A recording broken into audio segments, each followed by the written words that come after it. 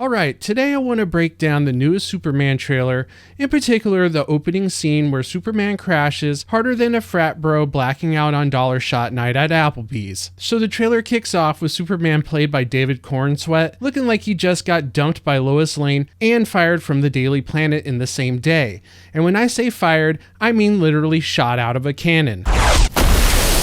And here he is, laying there, beat to hell, doing his best Jeremy Renner impression, looking like he lost a cage match with a snowplow. And I'm really not sure why James Gunn thinks it's important to continuously open up with this shot, where it looks like Superman has taken more damage than a Tesla in a supermarket parking lot. This is a complete joy suck from the start. Maybe it's just me, but I always thought Superman's whole thing was being super. You know, the whole dude reminds us that we can be legends, not just barely functioning train wrecks. But this shot makes me want to call grief counseling and hope they dope me up enough to short circuit my soul. It's not just a physical flop, it's stripping away the invincible aura and leaving him a wheezing, vulnerable wreck. James Gunn doesn't ease us into this. It's a brutal open flex, screaming that this Superman's no hero, just a dude who can't even stick the landing. His masculinity is shredded as he lies here powerless, waiting for a dog to bail him out. Superman's whistling for Krypto, the computer cartoon dog, to come help him, and I feel like if Superman is whistling as loud as he can into the snow,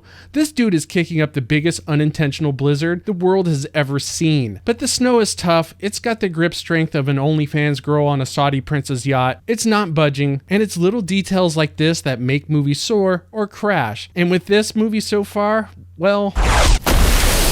So here comes Krypto, the idiot dog, barreling in like he's high on fresh Arctic powder. This mutt's acting like he snorted a snowbank and decided it's time to party. He's jumping on Superman's chest like it's a near-death trampoline, before chewing on his arm like Superman's smuggling Slim Jims up his sleeve. Bro, your dog just failed every part of the emotional support animal certification. I've seen raccoons show more bedside manner than this. And of course, since we're going for that dramatic tone in the scene, Gunn can't help it but insert unwanted Marvel-style humor dry and hard, just to undercut any tension you might feel. So Superman had enough of this crap and tells Krypto to take him home, and this genius dog stares at him. Blank face, zero thoughts, mind is buffering on 90s internet dial-up. Superman's desperate now, pleading for Krypto to take him home, do anything, sounding like a guy who just lost his keys, his wallet, and his will to live. And the CGI on the close-ups of the dog looks like it was rendered in Microsoft Paint. He's chewing on Superman's leg, but I'm distracted because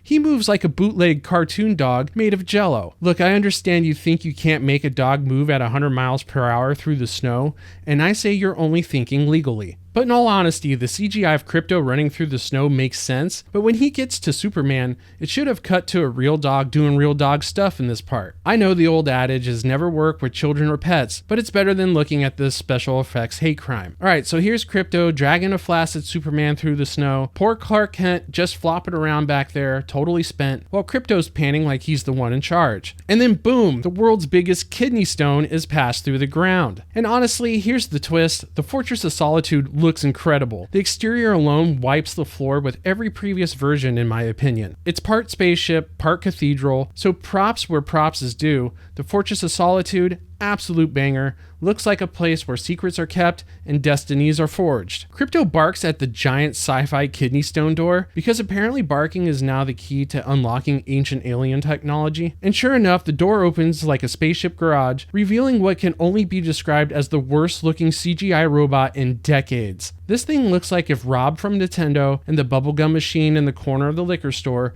made a baby in hell. This thing comes sprinting out like it was rendered during a lunch break. It's got the texture of a plastic Happy Meal toy and the movement only a PS3 could process. And just when you start reminiscing about how we peaked in 1991 with Terminator 2 when it came to robot puppeteering and animatronics, even more of them show up to assault your eyes with visual gonorrhea. Superman, half dead and concussed, says thank you to one of these things. Thank you. A nice moment, sure, but then robot number 4 hits him with the most textbook sci-fi nonsense reply. No need to thank us, sir, as we will not appreciate it. We have no consciousness whatsoever. Merely automatons here to serve. You see, they're just mindless mechanical servants. Totally emotionless, zero personality, just your basic alien Roombas with a Bluetooth speaker attached. Cool, fine, moving on, right?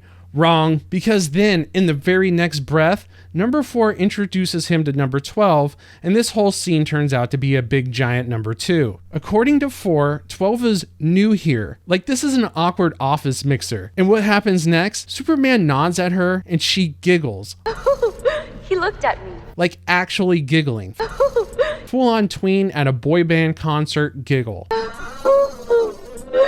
This isn't just inconsistent, it's wildly uncomfortable. One second, they're glorified cure eggs. The next, they're flirting like it's the hallway between PE and computer science. There's no way around it, it's just lazy. If you're going to make your robots robotic, commit. If you're going to make them weirdly emotional, fine. But don't give us both back to back like we won't notice the sudden leap from data center to awkward high school crush. It's tonal whiplash like it was sponsored by Nvidia. And as this is going down, the look on Superman's face says it all for the audience. Twitching like he's actively having a stroke from the sheer stupidity of what he's hearing. In his head, he's begging something for the cringe and let him die. But the Spaz Pack isn't done with their wild mood swings. The bargain bin Alexa units say they're going to heal Superman, and you're thinking, all right, Kryptonian cold plunge, here we go. But nope, like kids frying an ant under a magnifying glass, these things turn on full Terminator mode, hold him down, and light him up like it's a barbecue. Superman is instantly burnt to a crisp. The smell of seared alien flesh is stinking up the room. It's a perfect metaphor for James Gunn's Superman in this entire preview. It starts off with a promise of care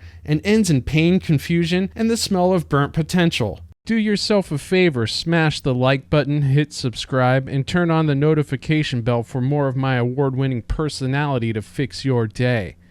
Not that I care about it or anything, but I got you. I'm out of here.